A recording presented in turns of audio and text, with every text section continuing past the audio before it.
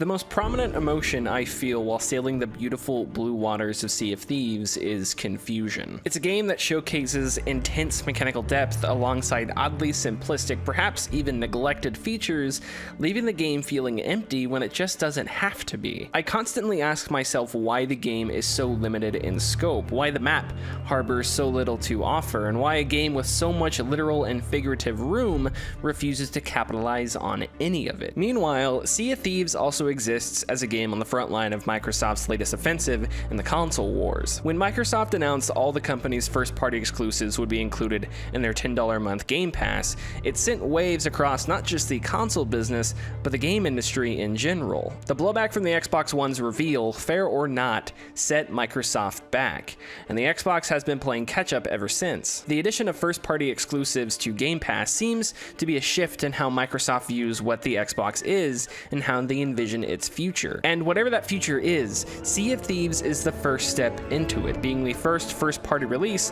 on the platform. And it's unfortunate that the game is so flawed and empty. Its cartoony charm is rendered tired once the grind sets in, and it does not take very long at all for the grind to begin. Now, this is not to say that all grind in video games is bad. There are tons of games with appropriate, even enjoyable grinds. I think good games with grind balance a specific formula of value and time. If, to a particular player, the value of something at the end of a grind was worth the time, then that's something I would consider successful game design. Of course, what players value is completely subjective, but subjectivity cannot be used as an excuse for poor game design. By providing variety and fun gameplay, a monotonous grind can be subverted, opening gameplay to a wider array of subjective tastes, and that's where Sea of Thieves fails. It didn't take long for me to get bored of digging up chests or capturing chickens or having janky sword fights with skeletons, and that's the majority of the game's content. What intricacy and depth there is, like in the game's excellent sailing mechanic, is wholly wasted by a progression system that's almost completely focused on cosmetics. There's no real incentive for me to keep grinding. There's no value. And even if I did have motivation to grind for hours, Sea of Thieves does not provide fun or varied enough gameplay to make me want to do it. Developer Rare has been open about its commitment to players sharing the seas, thus the reason for the cosmetic-based end goals that would keep the game balanced. But I think this is throwing the baby out with the bathwater. There are ways to separate PvP and PvE without private servers or splitting the player base.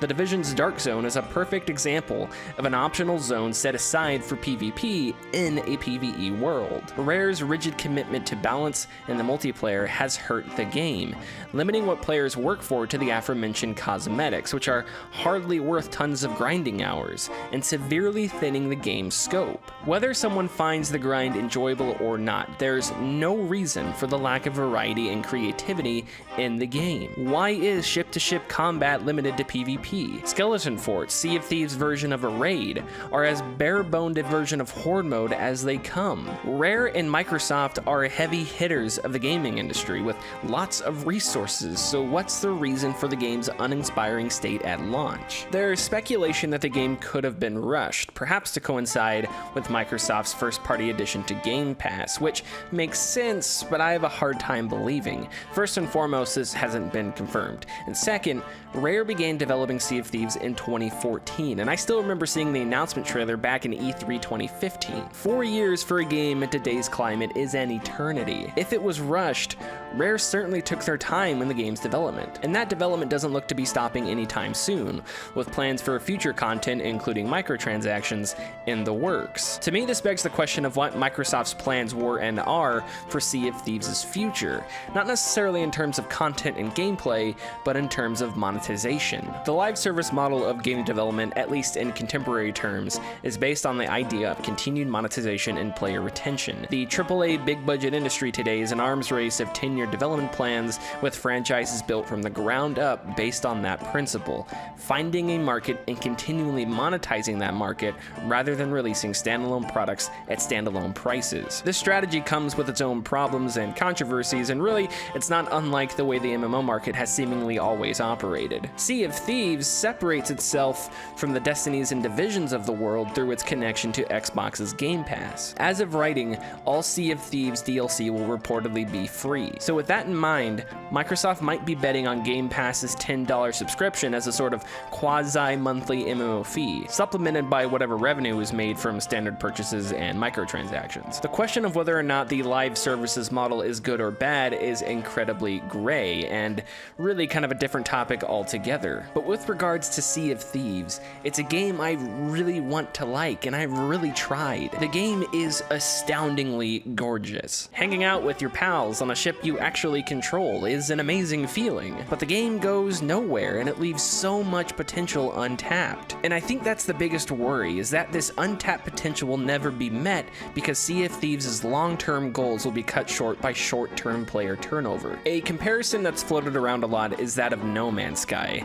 Hello Games' now infamous sci-fi survival game that released in 2016 to controversy and unfulfilled expectations. Nearly 2 years later, and No Man's Sky has apparently added buggies and a terrain editor of all things. How much better would the game have been received if it released fully fleshed out instead of in increments over time? And had it released fully realized, what kind of experience would we have gotten? And now here we are with Sea of Thieves, a half-baked concept with incredible potential, but we don't know if that potential will ever be realized. While No Man's Sky was terrible at launch, it apparently performed well enough to be continually updated. And still sporting that premium $60 price tag, if not a little less during sales, I find it difficult to be interested in seeing if a game that sucked 2 years ago still sucks today. And that's just a shame for a game with such the intriguing premise of No Man's Sky. Sea of Thieves has the benefit of Xbox Game Pass, a much easier entry point than that of No Man's Sky. But will the piecemeal drops of content be enough to warrant revisiting Sea of Thieves one day? And what happens if it's unable to retain enough players to warrant those annual updates? I don't want to fearmonger or over-exaggerate, but we've seen what happens when games that bet on finding audiences they can retain and monetize fail to do so,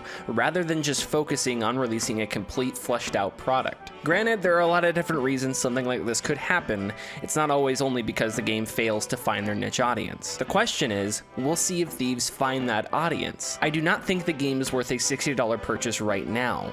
In a year? 2 years? Maybe, I don't know. Will Game Pass offer enough to keep me subscribed for $10 a month? Will it offer enough to keep people subscribed and keep the Sea of Thieves player base alive and worth updating? As much as I hate saying it, only time will tell. But the risk involved is that we may never see a fully fleshed out MMO-ish pirate game with the charm and charisma of Sea of Thieves. It's the risk of the industry's new craze for live service games has brazenly facilitated, and it's one I don't think we'll see go away for a while, no matter how many unique creations like Sea of Thieves get sacrificed at the pillar of retention and monetization.